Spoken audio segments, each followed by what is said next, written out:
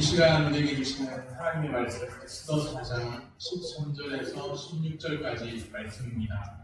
구약성경 754쪽에 있습니다. 에스더 4장 13절에서 16절까지 말씀입니다. 모르드게가 그를 시켜 에스더에게 대답하되 너는 왕궁에 있으니 모든 유다인 중에 홀로 목숨을 건지리라 생각하지 말라. 이때에 내가 만일 잠잠하여 말이 없으면 유다인은 다른 데로 말미암아 노임과 구원을 얻으려니와 너와 내 아버지 집은 멸망하리라. 내가 왕후의 자리를 얻은 것이 이때를 위함이 아닌지 누가 알겠느냐 하니 에스더가 모르드게에게 대답하여 이르되 당신은 가서 수산에 있는 유다인을 다 모으고 나를 위하여 음식하되 밤낮 3일을 먹지도 말고 마시지도 마소서.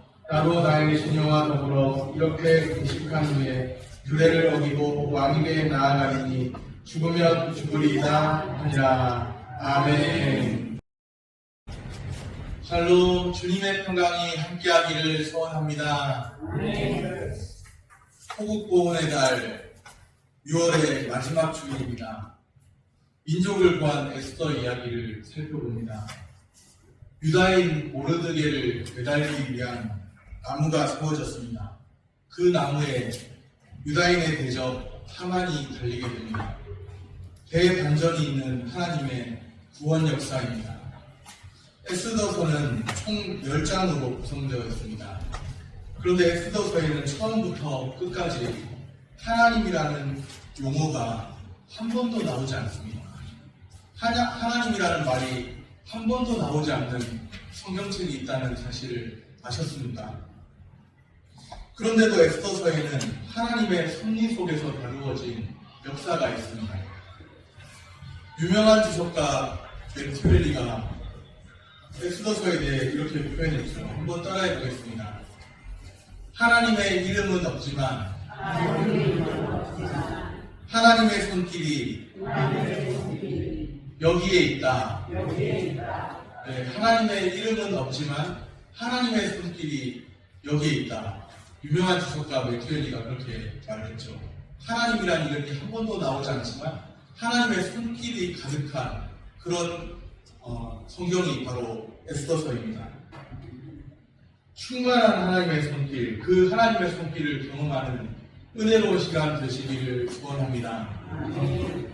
강력한 하나님의 말씀이 들려옵니다. 하나님께서 모르드게를 사용하셔서 에스더에게 말씀하십니다. 13절, 14절 말씀입니다. 13절, 14절 우리 같이 읽어보겠습니다. 모르드게가 그를 시켜 에스더에게 대답하되 너는 왕궁에 있으니 모든 유다인 중에 홀로 목숨을 건지리라 생각하지 말라. 이때에 내가 만일 잠잠하여 말이 없으면 유다인은 다른 데로 말미암아 노임과 구원을 얻으려니와 너와 내 아버지 집은 멸망하리라. 내가 왕후의 자리를 얻은 것이 이때를 위함이 아닌지 누가 알겠느냐 하니. 아멘. 때는 페르시아의 아하스웨로 왕이 다스리던 시기입니다. 이 아하스웨로 왕이 누구인가요? 페르시아 제국을 통치하던 왕이었습니다. 일반 역사에서는 크세스라는 이름으로 더욱 잘 알려진 유명한 왕입니다. 혹시 영화 300이라는 그 영화가 있는데 영화를 보셨다면 그 영화의 아하스웨로 왕이 등장합니다. 에스더서는 아하스웨로 왕이 페르시아 제국을 통치하고 있을 때 일어난 한 사건을 보여줍니다. 바벨론 땅, 더 정확하게는 페르시아 땅이죠. 그 땅에서 엄청난 사건이 일어났습니다. 유다인이 위기에 처했습니다. 유다인 전체가 몰살을 당하게 된 그런 사건이 일어났습니다. 원수의 음모로 유다인이 멸망당할 위기에 처해 있습니다. 유다인을 진멸하려는 음모가 진행됩니다. 오늘 본문 바로 앞장인 에스더 3장 1절에 보면 유다인을 위기로 몰아넣은 사람의 이름이 나오는데요. 그는 바로 아랍 사람 함무나다의 아들 하만이었습니다. 왜 하만은 유다인의 대적이 되어서 유다인을 진멸하려는 음모를 꾸미게 되었을까요? 유다인 모르드게가 하만에게 존경을 표하기를 거부했기 때문이죠. 모든 사람이 아각 사람 하만에게 존경을 표합니다. 그런데 유다인 모르드게만은 예외였죠.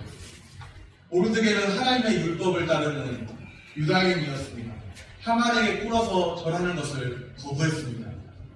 신앙인의 절개와 정신을 봅니다. 그러자 이에 대해 불만을 품은 하만이 모르드게를 포함한 모든 유다인들을 진멸하려고 합니다. 에스더 3장 13절에 보면 하만의 음모로 인해서 페르시아 황제의 조서가 내려집니다. 몇 날, 몇 월, 며칠, 하루 동안에 남녀노소를 막론하고 유다인이라면 죽이고 도륙하고 진멸해도 좋다. 또 그 재산을 탈취해도 좋다. 이런 내용의 조서가 반포됩니다. 갑자기 아하스웨로 왕의 도성은 바쁘게 돌아갑니다. 모르드게도 이 일을 알게 되었죠. 유다인의 모임과 구원이 필요한 때입니다. 하나님 백성들의 위기의 때라는 것이죠. 이때 모르드게가 에스더에게 말씀하네요. 이때를 위함이 아닌지 누가 알겠느냐. 이때를 위함이라 바로 그런 뜻이죠. 모르드게를 통해서 에스더에게 하시는 하나님의 말씀입니다. 또한 이 시대에 에스더로 부르심을 받은 우리를 위한 하나님의 말씀인 줄로 믿습니다. 에스더는 왕궁에 있습니다. 왕후의 자리에 앉아 있습니다. 귀한 신분, 높은 신분이죠. 우리는 그냥 된 것처럼 그렇게 높은 자리에 올라가기까지 그냥 된 것처럼 생각할 때가 많습니다. 그냥 된 것 같으신가요? 어쩌다 보니 그냥 된 것이 아닙니다. 어쩌다 보니까 왕후의 자리에 오르게 된 것이 아닙니다. 하나님의 섭리 가운데서 여기까지 온 것이죠. 하나님의 섭리는 바로 이때를 내다보고 에스더를 왕후의 자리로 이끄셨습니다. 하나님께서 이끌어 주셨습니다. 하나님께서 지금까지 이끌어 오신 데는 분명한 이유가 있습니다. 유다인이 위기에 처한 상황에서 에스더가 해야 할 일이 있다는 것이죠. 그런데 에스더가 나 몰라라 하고 잠잠할 수도 있겠죠. 그냥 자신의 왕후의 자리만 지키면서 가만히 있을 수도 있겠죠.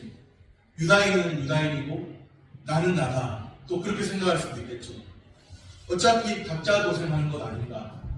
제각기 살아나갈 방도를 꾀해야지. 나는 그저 잠잠하고 내 갈 길 가린다. 그렇게 생각할 수도 있을 것입니다. 그것은 주님이 뜻하신 바가 아니죠. 귀 있는 사람은 성령이 그에게 하시는 말씀을 들어야 합니다. 이때를 위함이라 그렇게 말씀하세요. 모르드게를 통해서 말씀하시지만 그것은 분명한 에스더에게 민족의 위기를 보고 잠잠하지 말라는 하나님의 강력한 말씀입니다. 너가 잠잠하면 다른 데를 통하여서 유다인의 모임과 구원을 얻을 것이지만 너와 내 집은 멸망하리라. 그러나 너가 이 왕후의 자리를 얻은 것이 이때를 위함이 아닌지 누가 알겠느냐. 바로 이때를 위해서 예비된 자리였습니다. 그냥 되어진 것이 아니었고 하나님의 섭리로 여기까지 왔고 이때를 위해서 예비된 자리였다는 겁니다. 오늘 우리에게도 이때를 위하여 나를 지금 여기 이 자리에 두셨다는 그 말씀이 들려주기를 소원합니다. 주님의 말씀이 오늘 우리에게도 강력하게 선포되기를 바랍니다. 동화가 아닙니다. 허구도 아닙니다. 에스더의 이야기는 실제입니다. 유다인이 위기에 처한 사건입니다. 이 사건은 실제로 고대 페르시아 제국 시대에 일어났던 일입니다. 에스더는 실제 그 사건의 중심에 있었습니다.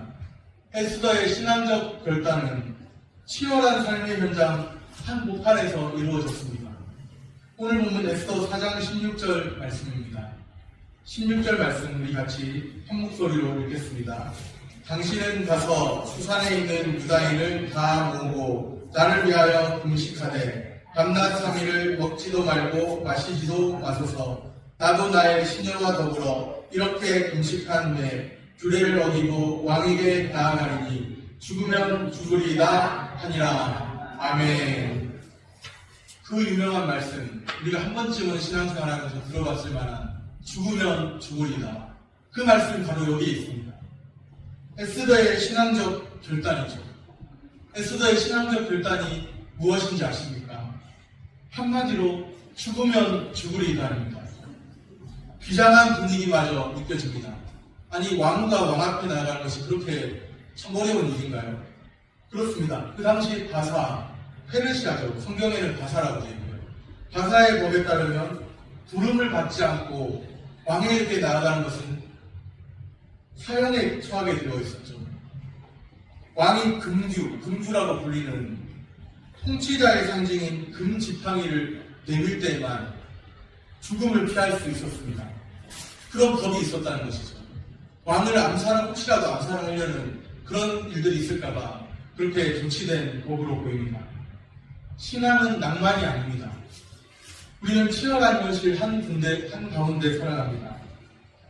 자기를 부인하고 자기 목숨까지도 심지어는 걸어야 하는 비장함이 있는 것이 신앙입니다.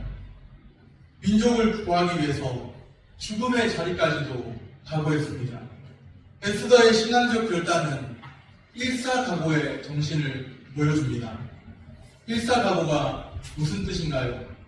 한 번 죽기를 각오한다, 그런 뜻이죠. 한 번 죽음을 각오하는 겁니다.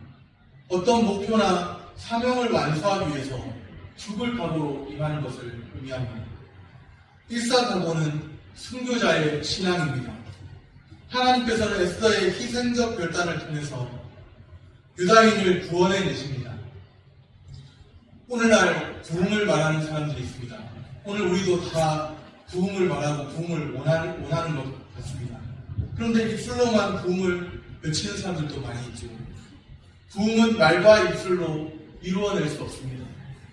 진정 부흥을 위한다면 말과 입술이 필요한 것이 아니죠. 관심이 필요하고 애씀이 필요합니다. 다른 그 무엇보다 일사각오의 정신없이 죽으면 죽으리다, 그런 정신없이 부흥이 이루어질 수 있다고 생각되지 않습니다. 에스더는 하나님의 백성들을 위해서 죽으면 죽으리다, 그런 마음으로 나아갔습니다. 주님의 몸인 교회를 위해서 일사각오의 정신이 요청됩니다. 내가 주의 교회를 위해서라면, 내가 하나님 나라를 위해서라면 죽으면 죽으리다, 그런 마음과 그런 정신이 요청됩니다. 주님의 말씀을 듣고 죽음의 자리까지 각오하는 에스더를 봅니다. 그러면 하나님께서 에스더를 죽게 내버려 두실까요? 오히려 살게 하시죠. 설령 죽게 한다고 해도 그 죽음은 생명을 구원하기 위한 죽음입니다. 그런데 에스더도 죽게 하지 않습니다. 죽으면 죽으리다 하고 나아갔는데 에스더도 살게 하시고 또 유다 민족도 살게 하십니다. 이것이 바로 신앙의 역설입니다. 신앙적 결단으로 죽음까지 각오했습니다. 그런데 오히려 죽고자 하는 마음으로 나아갔는데 주님께서는 살게 하셨다는 것이죠. 살아나는 역사를 체험하게 됩니다. 오늘 우리에게도 신앙의 역설, 기적을 체험하며 살기를 바랍니다. 죽으면 죽으리다, 순교자의 신앙 따라 주님 앞에 나아갈 때 하나님께서는 우리의 길을 활짝 여시고 우리의 갈 길을 밝히 보여주시고 인도하여 주실 줄로 믿습니다. 말씀을 정리합니다. 이때를 위함이라. 이 말씀이 오늘 우리에게도 들려줘야 하겠습니다. 이때를 위하여 나를 지금 여기 이 자리에 계셨다는 것을 꼭 기억하시길 바랍니다. 내가 뭐라고, 내가 무엇이 간데, 내가 하나님 나라를 위해서, 주의 몸된 교회에서, 교회 위해서 내가 무슨 일을 할 수 있을까?